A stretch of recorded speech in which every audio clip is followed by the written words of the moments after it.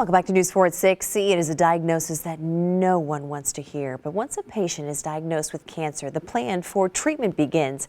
And thanks to amazing scientists, physicians, and funding by Pedal the Cause, that plan evolves with new research happening right here in St. Louis. News 4's Laura Henniger explains. Siteman Cancer Center. The world-class institution is a national leader in cancer treatment, research, prevention, and education. The patients who walk into Siteman each and every day should know two things. First, they have an entire medical team ready to help.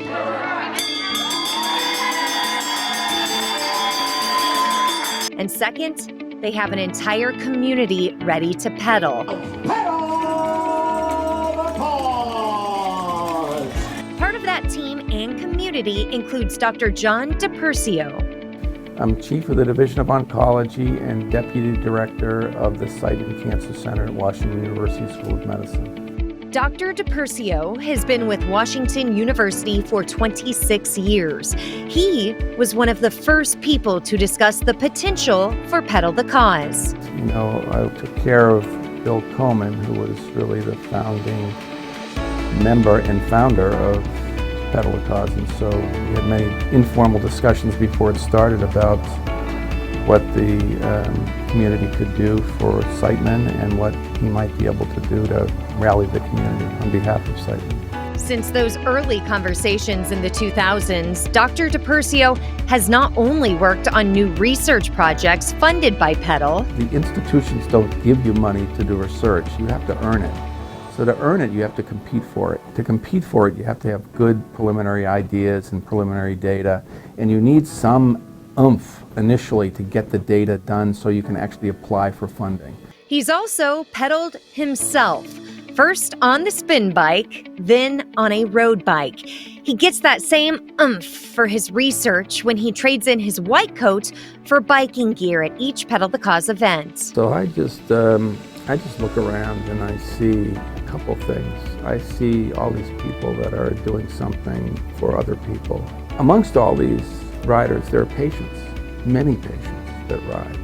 And that means a lot to them, more than it does to us, if you can believe it, because they've been through it and they know what impact cancer has on them and their families. And also the fact that, many of them, I saw them when they were critically ill and were next to death, and then to see them on a bike, that's it.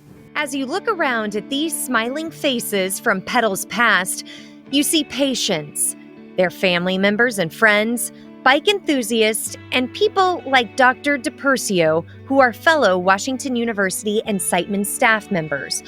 All these people coming together to raise money for cancer research.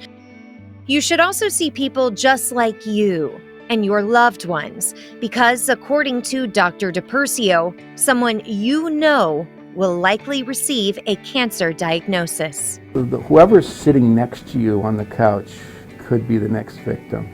That's it. And you want to be able to help that family member or the next friend or neighbor get through a tough time, and their family.